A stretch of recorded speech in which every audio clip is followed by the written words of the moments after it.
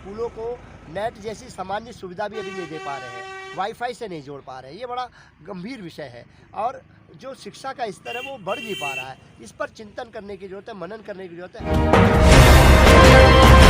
Party Uttarakhand में 70 की 70 विधानसभाओं में चुनाव लड़ेगी। उसी के तहत अल्मोड़ा जनपद का मुझे चुनाव प्रभारी बनाया गया है।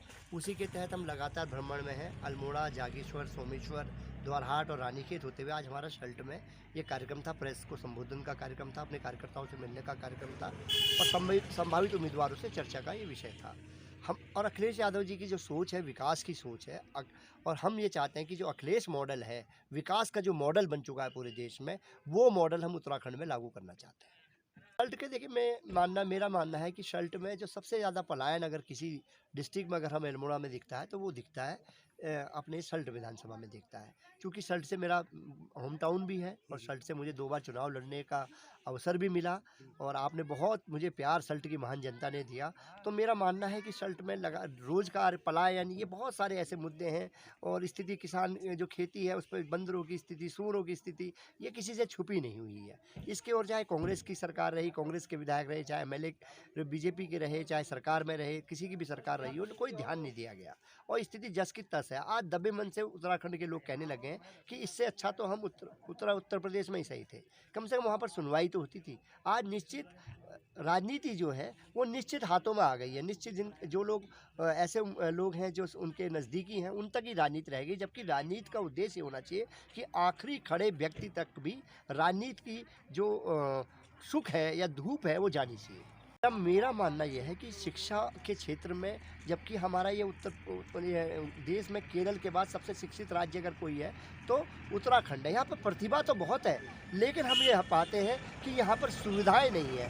हम आज भी अपने स्कूलों को नेट जैसी सामान्य सुविधा भी अभी नहीं दे पा रहे हैं, वाईफाई से नहीं जोड़ पा रहे हैं। ये बड़ा गंभीर विषय है और जो शिक्षा का स्तर है वो बढ़ नहीं पा रहा है। इस पर चिंतन करने की जरूरत है, मनन करने की जरूरत है। हम लोग ऐसी पार्टी के नेता है कि हमारे जो नेता हैं अखिलेश यादव जी, वो एक इंजीनियर हैं। जो इंजीनियर की सोच होती है, वृहद सोच होती है, ऑस्ट्रेलिया से उन्होंने इंजीनियरिंग करी है, तो पूरे देश और विश्व को जानते हैं। तो उनकी सोच है कि शिक्षा और स्वास्थ्य पे बहुत काम करने की ज़रूरत है उत्तराखंड में। स्वास्थ्य के प्रति तो यहाँ की स्थिति इतनी ख़राब है कि कई बार तो हमारा जो मरीज होता है वो रामनगर है, क्योंकि यहाँ पर तो मूलभूत सुविधाएं भी नहीं है, लेकिन रामनगर, हल्द्वानी या दिल्ली जाते जाते वो बीच में ही दम तोड़ देता है। ये अनुमन घटनाएं, सब आप पत्रकार बंधुओं, समाज के आप स्तंभ हैं, तो आपने भी देखा होगा, ऐसा महसूस किया होगा कि घटनाएं यहाँ पर आम घटनाएं हैं।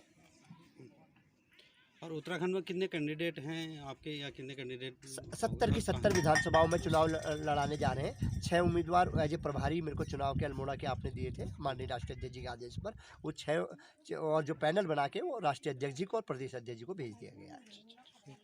और कौन कौन हैं?